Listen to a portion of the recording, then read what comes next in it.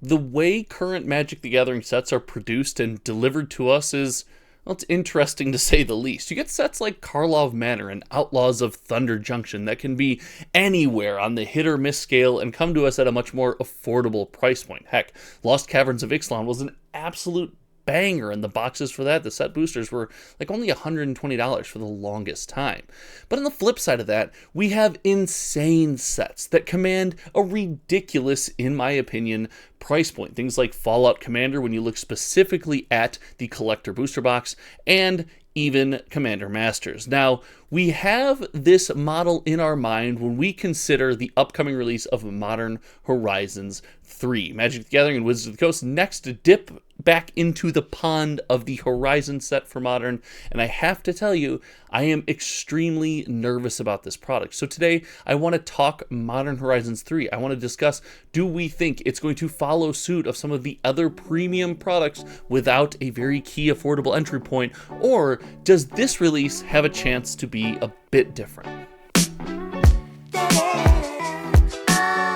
Now, let's get this out of the way right now. We're going to discuss the price of Magic the Gathering boxes in this video, and that almost always means that somebody is going to disagree with our price point. But to be fair, the fact that you can get a Karlov Manor play booster on the secondary market, or even the upcoming Outlaws of Thunder Junction still holding at around $130 for a play booster, and the very famous sale $199.99 from the banana stand on TCG Player ending today. I have no affiliation with that. I just think that whole thing is ridiculous. I did a video about it yesterday.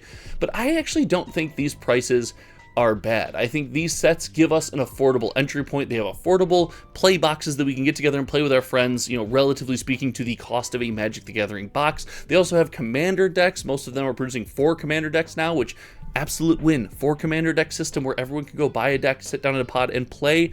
Massive W. These things I think are fair. But I have been critical, on the other hand, about the extreme prices for some product, and this confuses some people. I don't mind if collector boosters, the product that is meant to be collectible, is highly sought after and extremely expensive. That for the most part does not bother me. The big, annoyance that I get when it comes to Magic the Gathering sets and the price of these products is when there is zero affordable entry point. And looking into the future with Modern Horizons 3, we are running a risk of repeating some of Magic's not so great history. On the secondary market, I know way too early pre-orders, these prices are not going to stand in stone, but they are a good indicator of what our game stores have to pay to put the product on their shelves, and thus have kind of a base floor that they must charge you to at least get their money back. We see that Modern Horizons 3 truly does lack what I would consider to be affordable entry point. Now, to be clear, I don't think an affordable entry point has to be exactly what Karlov Manor or Thunder Junction or Ixalan cost. Heck, I actually think Lord of the Rings might have been the most popular Magic the Gathering set in my lifetime, and the affordable entry point for a draft booster box was admittedly more expensive than a regular draft booster box. But for the most part, there was a floor where most of us could go out to the store, spend our hard-earned money in a reasonable way, and get a, roughly that amount of fun or value of cards, or however you evaluate your interaction with your Magic the Gathering experience. Now, we have seen this floor being raised, everything is expensive, even if the cards are good in the box model fail before, and looking no further back than Commander Masters. Harkening back to a time in 2023, Commander Masters was supposed to be the best set of the year, and frankly, it wasn't supposed to be close. A master set featuring the format that is most played by the entire Magic the Gathering community felt like it couldn't miss. But then we started to get some news very early on. We got to find out what the cost of these products were going to be, how much we, the people who wanted to play Magic the Gathering or collect it or however we engage, were going to have to pay just to be involved in Commander Masters at a base level. And well, because of that, the product hit the secondary market, and, well, it wasn't exactly met with fanfare. We rejected a lot of the products, there was a lot of waiting, there was a little bit of Amazon dumping, and eventually we proved that we did love the product. We wanted those cards. We wanted to play Magic and Commander and get those pieces of cardboard into our decks, but we wanted to do it in an affordable manner because when the price went down, our purchasing went up. If you visit cardboardfinance.com, it's interesting. Commander Masters actually continued to sell extremely well post-release because as the price of the product went down, more and more of us were like, yeah, I'll pay that for that box. Yeah, I'll pay that for that box. And it's interesting when you look at the price comps and the early price points for Commander Masters 3 when you consider, or not Commander Masters 3, just Commander Masters, when you consider Modern Horizons 3. Now, Modern Horizons has always fit in that more expensive style of set. It's always been a premium product, if you will, from Wizards of the Coast. And that's okay. We talked about that in the first part of this video. It's okay to have a premium product, but you will notice a massive lack of an affordable entry point into Modern Horizons 3. And this is where I think the product and the set release could take a massive hit, but there's still some hope. We're going to get into that in the last portion of this video.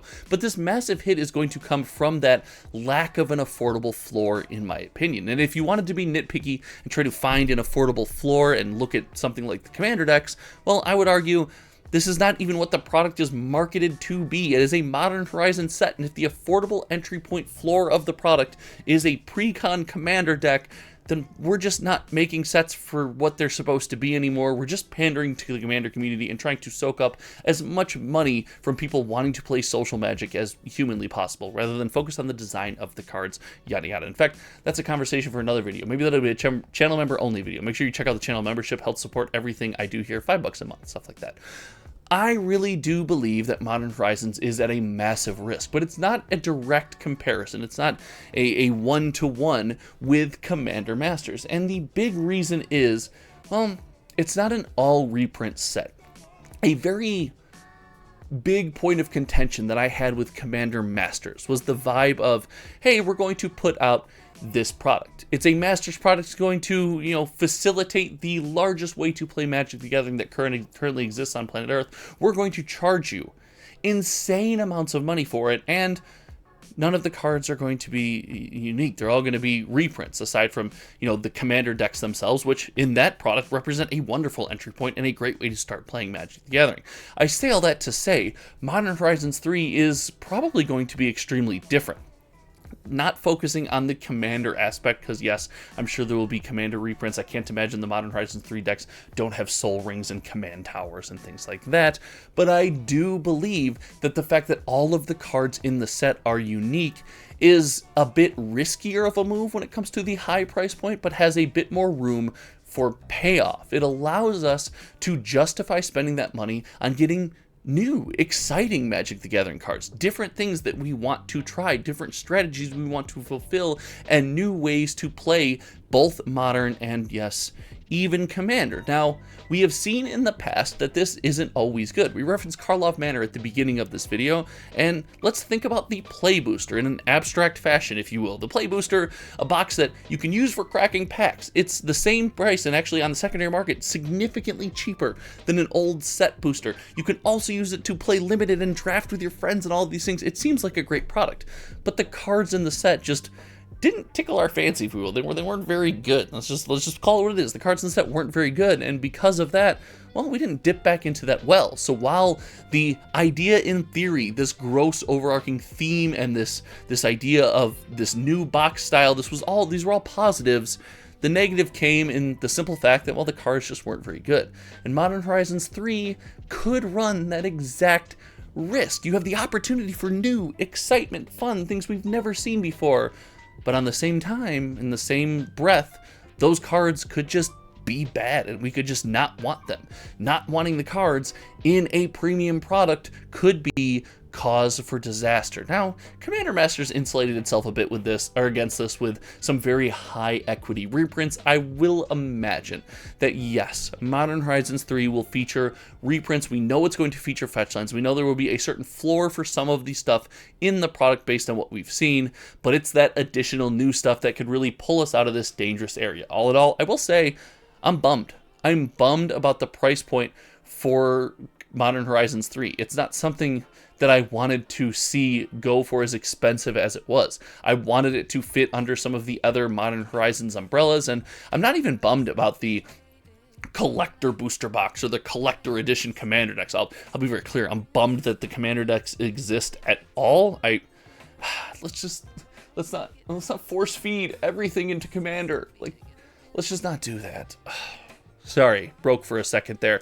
But all in all, I am a little bit, dejected by the price point of this product, but I'm excited to see how it pans out. We will be tracking every single sold listing of sealed product here on the channel and on cardboardfinance.com, supported by the channel members here. One more time, it's $5 a month to get access to content early, help support cardboardfinance.com, get access to box openings at a discount, and also, this is nothing new to the channel membership, I will put the Discord link that we just started, and people are flowing in. The Discord's filling up a lot quicker than I thought it would. There's a Discord link down below. Thank you so much for hanging out today. If you haven't yet, share this video on any social media platform where you engage with Magic the Gathering discussion, because, well, frankly, I think stuff like this is really fun. And when I scroll through and I see a video that I made, it brightens my day a little bit. Thank you so much for hanging out. Until next time, you guys know me. My name is Josh, and we will see you around. All right.